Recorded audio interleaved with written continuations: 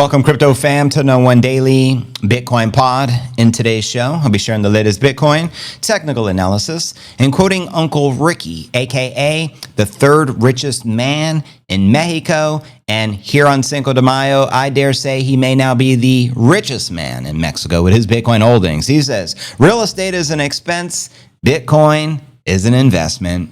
Preach. We'll also be discussing strategy, snatches some more pre-low biddies along with similar scientific, as well as US Bitcoin ETFs bought 6x more than the Bitcoin miners produced last week. We'll also be discussing Binance co-founder CZ proposes Bitcoin BNB for Kyrgyzstan, hopefully I'm pronouncing that right, for their strategic reserves. We'll also be discussing Maldives to build $9 billion crypto hub to attract investment. As you know, that's like the honeymoon capital of the world, like next to maybe Hawaii or something like that. Also, crypto analyst hints at a 6x explosion, sending Bitcoin at 570,000 per preload biddy. Says the largest Bitcoin move in the past 5 years has already begun. I'll be breaking this down for you. I'll also be taking a look at the overall crypto market, all this plus so much more. Here in today's show,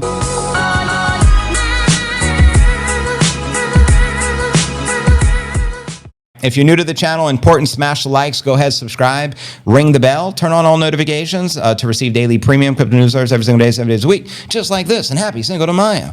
Today is actually pod episode 1983. I'm your host, JV. It's May 5th, 2025. Market is correcting since the weekend, and as you can see, on Coin360, Bitcoin down 1.5% on the day, trading just above 94.3. We have Ether down 1%, trading at 18.15, and XRP down almost 2%, trading at $2.13. And checking out CoinMarketCap.com.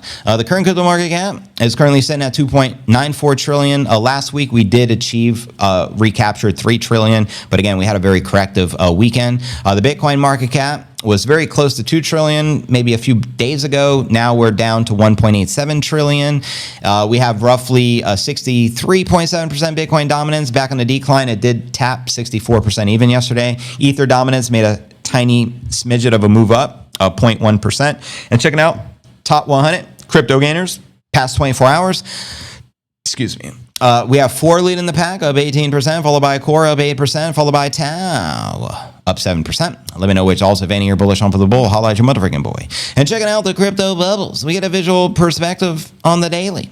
And as you can see, unfortunately, I'd say like 85% red over green for the day. And zooming out for the weekly, 90-10 red over green. Zooming out on the monthly, 90-10 green over red. And there you have it, yin yang in this piece. And checking out the crypto greed and fear index. Today we're 52 neutral. Yesterday a 64. Last week a 54. And last month a 30. And checking out the infamous time chain calendar. We have 154 blocks and 611 to the next halving, 2028. And stay tuned. I'll share with you my prediction for the halving year in a little later. In fact, I'll be sharing my predictions over the course of the next 7 years. I've never done that before, but there's a first time for everything. And we're currently on block height number 895,389. And you currently exchange one fiat tulip bulb monopoly dollar for 1,062 of the sats. So pick up them sats, put down the gats, pick up some Bitcoin caps from my man Sergio over at BitcoinCaps.net and get yourself a custom CNA exclusive Biddy B, maybe in the Chandy Pink. And let's get it. But anyways, let's dive into today's TA, aka astrology for the baddies. And we'll do a little live chartage and all that good stuff that comes alongside it. Watch these Bitcoin price levels as the Biddy price decision meeting point. That's right. And happy 420 family. It's 420 here in Puerto Rico and New York. Smoke a bluntski if you have to. Hit the bong, broskies. I'll strike the gong for you in a bit. Bitcoin price failed to break above the resistance of 98,000 May 3rd. Since April 22nd, the Biddy price formed the daily candle highs between 93 and 97.9. We were so close to recapturing 100K, but they could not close above 97,440. That's right. The Bitcoin price action has been choppy but gloppy within a narrow range for the past few days. With elevated profit taken, a lot of supply in the profit, markets could see the volatile price swings towards the bitty price action levels over the next few days. A senior researcher at Glassnode shared that Bitcoin's rally to 93-96 range has pushed the profit taken volume above the statistical levels. In other words, the realized profit loss ratio shows the volume of the Bitcoin being sold at the profit exceeding historic norms. This suggests heightened selling activity by the investors, locking in the gains, often signaling potential market tops and increased sell-side pressure. This chart indicates that for every dollar realized in a loss, more than $9 were realized in profit. The fact that the price is still above 93 is very surprising, which in my humble opinion is also very risky. I dare say it's risky not having any of the preload bitty. It's risky not dollar cost averaging. It's risky not stacking the sats on a sat stack on Saturday, Sunday, Monday, Tuesday, Wednesday, Thursday, and Friday. What do I know? Bitcoin supply and profit now stands 86% as per data from Glassnode. So congratulations, bitty broskies and bitty baddies all around the world. And quoting another analyst by the name of Checkmate, and dare I say, checkmate, we won. We are sitting right in the middle of a decision point, and all it will take is one big red or green candle from here to convince the people of the lower high or the bull continuation, respectively. And I dare say bull continuation in comment, because you know what? Nippinator indicator never disappoints. We get the Nippinator indicator, means 100,000 incoming, Laura. It's going up. But anyways, first the Bitcoin pair with the USD closed above 95 on a daily, but the Bitcoin price since then dropped yesterday, May 4th, driven by the profit taken after the rally to 97 G's, baby. Now, meanwhile, the bears will attempt to keep the 98 resistance in place to increase the likelihood of pulling the price below 92, the immediate target below the previous range low, currently sitting at 90, and the convergence point of the 100-day and 200-day simple moving averages below 90. The next area of the interest remains between 85 and 75. Reaching 75 would erase all the gains after the 90-day tariff pause. But what are your thoughts, bitty fam? And let's do a little quote from Uncle Ricky, who was once the third richest man in Mexico. But we've been saying that for nearly 5 years. So I dare say the man probably is the number one, if not at least the number two richest man in the Mexico. And being it's Cinco de Mayo, shout out my Uncle Ricky. He says real estate is an expense. Bitcoin is an investment.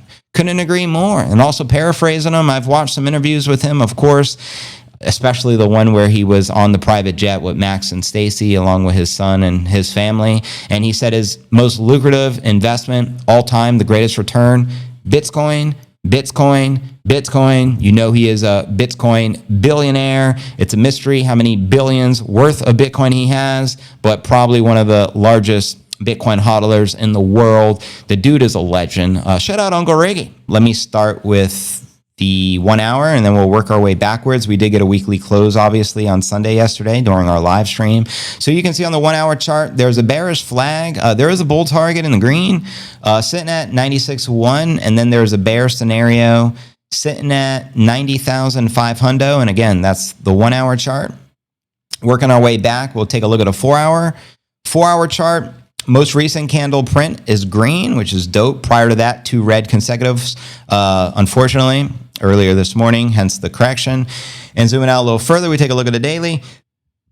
And the daily says it's going up forever, JV. Falling wedgie, bull target, red scenario on your screen, sitting at 111. Current price discovery is 1093, achieved on inauguration day all the way back on January 20th. Bear scenario, which is in the pinkish color here, sitting just shy of 69,000. And then there's a super bear scenario, only the likes of Garrett Soloway or Jim Cramer or Peter Schiff would dare even read out loud. But I digress. Zooming out from there, we take a look at a weekly. Again, we did get the weekly close yesterday, and it is a green candle. Green like Maybelline. Maybe she's born with it. Maybe it's Maybelline. But it's an itty-bitty green. It's barely anything, a blip on the radar due to the correction, unfortunately. But the prior week was very bullish.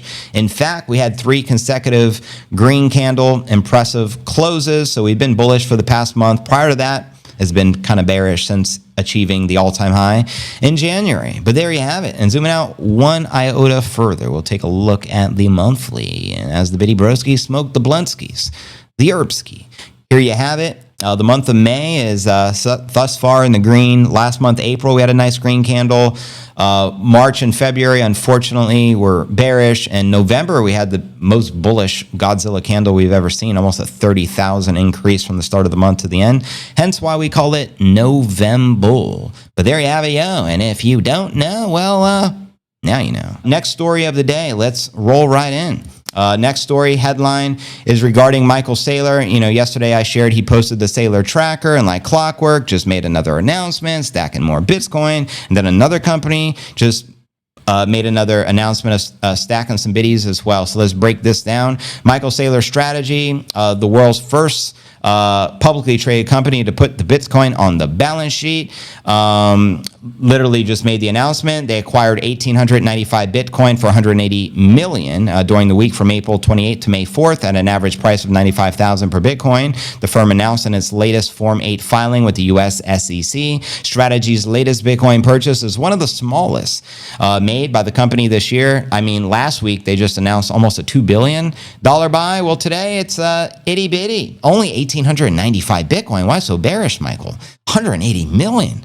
It's like nothing to him. But yeah, as he announced it here on X, MSTR acquired 1,895 Bitcoin for 180 million at 95,000 per Bitcoin and achieved a Bitcoin yield of 14% year to date this year. And as of the 4th, yesterday, we hodled 555,450 Bitcoin, acquired for 38 billion at an average of 68,500 per Bitcoin. Can you say winning? The latest buy is 87% less than the previous purchase, which was 15,300 Bitcoin announced last Monday. While Saylor Strategy cooled its Bitcoin buying spree last week, others upped their appetite for the preload biddy. Referencing Semler Scientific, a publicly traded U.S. healthcare firm, bought 167 Bitcoin for $16.2 million in the period of April 30th to May 2nd at an average purchase price of $97,000 per preload biddy. And announced today, Cinco de Mayo, the purchase by Semler was up at least 50% from the previous 111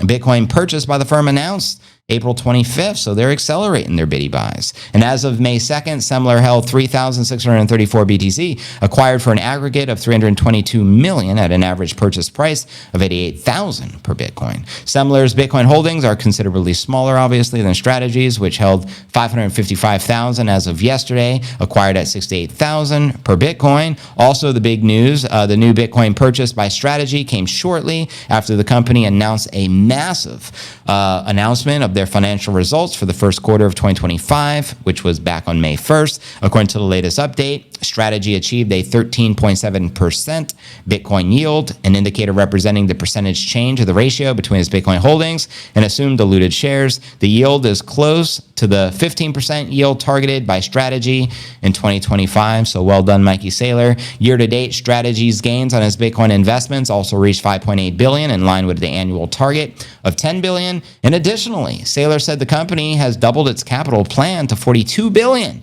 That was the big news show. In equity and 42 billion in fixed income to purchase more Bitcoin. So remember initially when he rolled out the 21 plan and they were going to purchase or raise 21 billion to just buy more Bitcoin because it's ultimately a Bitcoin acquisition company and his goal is to become the largest Bitcoin holder and become the largest Bitcoin bank in the world. Well, they just upped those numbers and now it's like raising a collective of 84 billion. What is he going to do with that money? Well, of course, buy more Bitcoins. What else would the Giga Chad do with that kind of money? So he's just going to continue to be the Bitcoin alchemist and continue to stack the biddy. Will MicroStrategy, aka Strategy B, hold more Bitcoin in the future than the United States of America? Will Trump start smash buying some biddies already? My understanding is the USA currently only has roughly 100,000 Bitcoin in their possession, because even though they claim 200,000, 100,000 truly of the 200,000 belongs to Bitfinex.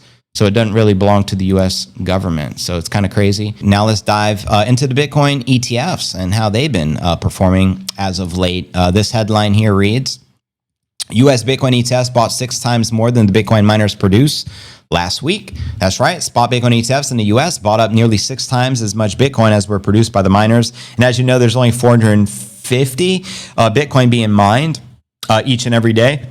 And every 4 years, that gets cut in half, hence the halving. So in 2028, 450 divided by 2, I guess that would be, it was at 225 Bitcoin. The US-based Bitcoin funds bought a whopping 18,644 of the biddy over the past week, when only 3,150 Bitcoin were mined for the period. Can you say supply shock incoming? Reported asset allocator, HODL 15 Capital. This accumulation by the institutions and ETF issuers represents almost 6 times the amount of the asset being produced, since the miners only generate 450 coins per day. That's right.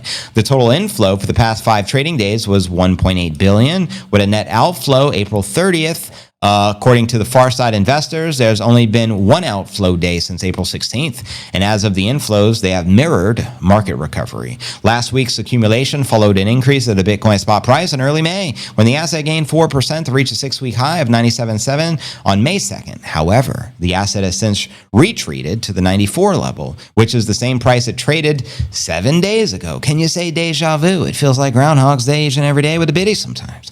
BlackRock's IBIT is the industry leader, having seen almost $2.5 billion of inflows over the past 5 trading days and a streak of 17 days without an outflow. They also recently surpassed 600,000 Bitcoin. So currently, BlackRock has over 600,000 Bitcoin being custodied by their custodian, Coinbase, and Michael Saylor's company has over 555,000 Bitcoin, which I also believe is being custodied from Coinbase. Correct me if I'm wrong. That would make Coinbase the largest custodian of the world, and they're the largest crypto exchange in the States, obviously. Spot Bitcoin ETFs have surged into nearly 110 billion, despite facing significant distribution hurdles. According to Nate Gerasi, the ETF store president, that's ironic. There's an ETF store? Can I buy a t-shirt? BlackRock ETF. He added that many wealth management platforms still restrict or prohibit financial advisors and brokers from recommending or providing access to the Bitcoin ETPs. So pretty much all the licensed financial advisors don't even recommend Bitcoin. They're going to recommend some shitcoin to you. Probably whatever Jim Cramer's recommending. Who knows? But anyways, that's why I've said spot Bitcoin ETFs are operating with a one-handed tied behind their back. Exactly. Imagine what might happen as these mofo restrictions get lifted. And speaking of getting lifted, should I bring facts? Meanwhile, the Canary Capital Spot Litecoin ETF filing is due for a second deadline decision by the SEC. Today, Cinco de Mayo, the issuer filed a Spot Litecoin ETF alongside a Spot ETF for the XRP back in October, quoting Balchunas. If any asset had a chance of early approval, it's Litecoin, in my opinion. Let me know if you agree. Now, more than 70 U.S. crypto ETFs are currently awaiting an SEC decision this year, according to Bloomberg. So I would assume a lot of the top cryptos are all going to have ETFs if they don't already. That would probably include the likes of XRP, Solana, etc. Maybe even the Trump coin will have its own ETP. There's no telling. With Janet Yellen. Binance co-founder CZ proposes Bitcoin and BNB for Kyrgyzstan reserves. Let's go, baby. Binance co-founder CZ proposed the Bitcoin BNB as the first digital assets to build Kyrgyzstan's national crypto reserves. In fact, on Cinco de Mayo, CZ shared he advised Kyrgyzstan to start with Bitcoin. And of course, he's going to recommend his own coin, BNB, which is the native token of the Binance exchange in which he founded, when building its national crypto reserve. In fact, in 2024, Forbes claims CZ holds about 94 million BNB tokens, or 64% of the BNB circulating supply. Well, she's Louise, that's 55 billion. Hence, CZ is one of the richest, if not the richest man in crypto. It's crazy, right? The proposal follows CZ's, and he was also the most wealthiest person to ever go to jail. Remember when he served that several month sentence and he had to pay the DOJ like $4 billion, all the shenanigans? But yeah, that was the most wealthiest person to ever go in a jail cell, from my understanding, right? On April 3rd, CZ confirmed he is officially and unofficially advising governments on crypto frameworks and blockchain solutions. The former Binance CEO said that he finds the work extremely meaningful. Quoting CZ here, "Not my car, but love the plate, Kyrgyzstan, amongst other things, also gave my advice to make BNB and BTC as the 2 starting crypto for the National Crypto Reserve. How about we start with Bitcoin and go from there, CZ? But I understand why you would recommend your own coin in which you own 55% of the supply, or 55 billion, whatever the numbers are. I get it." A month after CZ announced his role in advising Kyrgyzstan, Binance announced a partnership with the country to launch crypto payment services. And on May 4th, may the 4th be with you, Binance signed a memorandum of understanding with the NIA to introduce Binance Pay to the country. And that's right. I no longer say Binance ever since the infamous Janet Yellen referring to Binance as Binance. So it's always Binance moving forward. Enabling crypto transactions. The partnership also aims to boost crypto education in the country with the Binance Academy, set to work with the government agencies to develop the blockchain-focused educational program. And then on April 17, Binance CEO Richard Tang said on the Financial Times interview, the exchange has been advising countries on the crypto reserves. Kyrgyzstan has been making the big moves to become the digital asset-friendly jurisdiction. In fact, April 17, Kyrgyzstan president signed the law authorizing the central bank digital currency pilot, projecting while giving the national currency's digital form a legal tender status. Now, the country also reportedly plans to launch a gold-backed stablecoin. This seems to be a very common theme amongst countries around the world. The gold-backed stablecoin will be pegged to the US dollar and called the gold dollar, USDKG. This will be backed by $500 million in gold provided by the country's Ministry of Finance. Get it? Binance, finance, hilarious. Anyways, let me know your thoughts with that. Obviously, I don't know where the hell Kyrgyzstan is. I would assume near Kazakhstan and somewhere in Russia, somewhere where Khabib Nurmagomedov, former champion, UFC, resides. I'm guessing. I don't know. I'm just throwing it out there. You guys let me know. Let's continue with our next story of the day, and then we'll discuss the Bitcoin 6x move as well as my predictions over the course of the next 7 years, which I've never shared publicly before. So headline here reads, Maldives to build $9 billion crypto hub to attract investment. According to this latest report, breaking news, the government of Maldives signed an agreement with MBS Global Investments, a Dubai-based family office, to develop a $9 billion crypto blockchain hub in Malé, a capital of the South Pacific Archipelago nation, baby. And according to the report from the Financial Times, the agreement, which was signed on May 4th, was done in the hopes of moving the Maldives away from the reliance on tourism and fisheries by attracting foreign direct investment into the blockchain and Web3 tech. The project outlines the plans for the Maldives international financial cartels. An 830,000 square meter facility will reportedly employ up to 16,000 individuals. And completing the project will take an estimated 5 motherfucking years, practically one cycle, and 1 year for a bonus. Take that. And the capital requirements for the ambitious development are more than $7 billion, which is nothing to these rich tycoons. An annual gross domestic product for the Maldives. I'd say a damn good investment, to say the least. The planned crypto hub reflects the growing importance of the crypto industry around the world. However, the Maldives' ambitions to become the global center for financial tech must contend with the well-capitalized established jurisdictions of Dubai, Singapore, and Hong Kong. That's right. Dubai and the UAE is rapidly growing crypto Web3 hub thanks to the positive regulatory environment that encourages innovation for the local government willing to explore the blockchain tech for the real-world applications. On April 6, Dubai's Land Department of the Virtual Asset Regulatory Authority signed the agreement connecting the land registry with a blockchain, allowing more comprehensive real estate tokenization.